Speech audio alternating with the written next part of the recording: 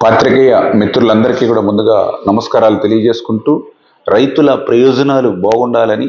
ఉభయ తెలుగు రాష్ట్రాల తెలుగు ప్రజల అభివృద్ధిలో నడవాలని చంద్రబాబు నాయుడు గారు మాట్లాడుతూ ఉంటే దాన్ని కూడా రాజకీయం చేస్తున్నటువంటి పరిస్థితి ఏదైతే ఉందో అంటే తెలంగాణలో తమ రాజకీయ పబ్బం కోసం తమ రాజకీయ ఉనికి కోసం పదే పదే ఇట్లా ఏపీ మీద మరి అవాస్తవమైన ఆరోపణలు చేయడం తగదు అని చెప్పి మీ ద్వారా కూడా తెలియజేసుకుంటూ ఉన్నా. నిన్ననే మాట్లాడుతూ ఉన్నారు ఏదైతే రోజుకి 10,000 క్యూసిక్ల నీరు తరలించిపోతున్నారని ఆరోపణలు చేస్తున్నారు. ఏదైతే చట్టబద్ధంగా న్యాయబద్ధంగా ఆంధ్రప్రదేశ్ రాష్ట్రానికి రావాల్సినటువంటి వాటానే తీసుకుంటున్నాం తప్ప అదనంగా తీసుకోవట్లేదు అనే విషయాన్ని మీ ద్వారా ఈ సందర్భంగా తెలియజేస్తూ ఉన్నా. ఎందుకంటే మొన్న కూడా మీరు చూశారు ఏదైతే ఆ రోజు ఉమ్మడి ఆంధ్రప్రదేశ్ రాష్ట్రంలో మహారాష్ట్ర అక్రమంగా ప్రాజెక్టు నిర్మాణం చేస్తూ ఉంటే ఆ రోజు చంద్రబాబు నాయుడు గారు మహారాష్ట్ర పోయి అక్కడ ధర్నా చేసి అరెస్ట్ అయిన విషయాన్ని అంటే ఇట్లా తెలుగు ప్రజల అభివృద్ధి అందులో ముఖ్యంగా తెలంగాణ ప్రజల అభివృద్ధిని కూడా కాంక్షించేటువంటి వ్యక్తి చంద్రబాబు నాయుడు గారు అనే విషయాన్ని కూడా ఈ సందర్భంగా తెలియజేసుకుంటూ మరి ఏదైతే ఈవేళ కృష్ణ ట్రిబ్యునల్ ప్రకారం మరి 811 టీఎంసీలు లభ్యత ఉన్నటువంటి స్థితిలో ఆంధ్రప్రదేశ్ రాష్ట్రానికి 512 టీఎంసీలు అదేవిధంగా తెలంగాణకు 299 టీఎంసీలు అది న్యాయబద్ధంగా వాటా పంచుకునేటువంటి విధంగా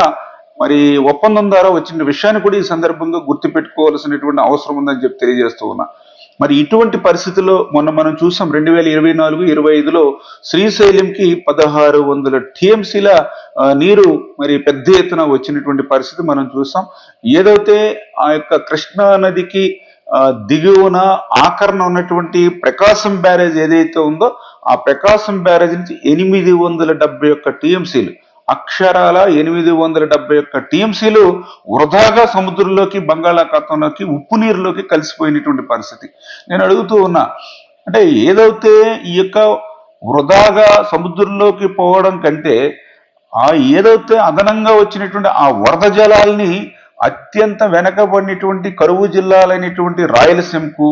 అదేవిధంగా ఫ్లోరైడ్ బాధితులు పెద్ద ఎత్తునటువంటి ప్రకాశం జిల్లాకు మరి ఆ వరద జలాల్ని ఉపయోగించుకుంటే తప్పేంటో మరి ఈవేళ మరి మీరు కూడా సమాధానం చెప్పాల్సినటువంటి అవసరం అయితే ఖచ్చితంగా ఉంది. ఏదైతే శ్రీశైలం దగ్గర కూడా మనం చూసాం కృష్ణానదికి చరిత్రలో ఎప్పుడూ లేనటువంటి విధంగా మొన్న 2024 అక్టోబర్ 25 వరకు మరి కృష్ణా నదికి సంబంధించి ఇన్ఫ్లో వస్తూ ఉన్నటువంటి పరిస్థితి అంటే ఆ రకంగా పెద్ద ఎత్తున ఏదైతే కృష్ణా నదికి గతంలో ఎప్పుడూ లేనటువంటి విధంగా మరి వరద జలాలు ఏదైతే బంగాళాఖాతంలో పోతూ ఉన్నాయో వాటిని మాత్రమే ఆంధ్రప్రదేశ్ రాష్ట్రం ఉపయోగించుకుంది తప్ప అదనంగా మరి ఏదో ఇంకొక వాటాను లేకపోతే వాటాకు అదనంగా తీసుకునేటువంటి పరిస్థితి లేదనే విషయాన్ని కూడా ఈ సందర్భంగా మీ ద్వారా కూడా తెలియజేసుకుంటూ అదేవిధంగా ఏదైతే గోదావరికి సంబంధించి ప్రతి సంవత్సరం కూడా 3,000 టీఎంసీలు ప్రతి సంవత్సరం కూడా 3,000 టీఎంసీలు గోదావరి నుంచి మరి బంగాళాఖాతంలో కలుస్తున్నటువంటి పరిస్థితి. అందులో కూడా మా గోదావరి జిల్లాల నుంచి ఆ గోదావరి వరదంతా కూడా సముద్రంలోకి పోతూ ఉంటుంది. ప్రతి సంవత్సరం కూడా మేము ఫ్లడ్స్ని ఎదుర్కొంటూ ఉంటాం. అటువంటి వృధాగా పోయేటువంటి గోదావరి వరద జలాలు 3,000 టీఎంసీల నుంచి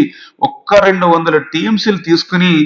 ఒక్క సంవత్సరం సమృద్ధిగా వర్షాలు పడితే మళ్ళీ 2-3 సంవత్సరాలు వర్షాలు లేకపోయినా కూడా మేనేజ్ చేయొచ్చు అనే ఉద్దేశంతో ఆ 200 టీఎంసీలు వృధాగా సముద్రంలో పోయే నీటిని ఉపయోగించుకుంటామంటే మరి దాన్ని కూడా రాజకీయం చేయడం తగదు అనే విషయాన్ని కూడా ఈ సందర్భంగా మీ ద్వారా అందరూ కూడా తెలియజేస్తున్నాం.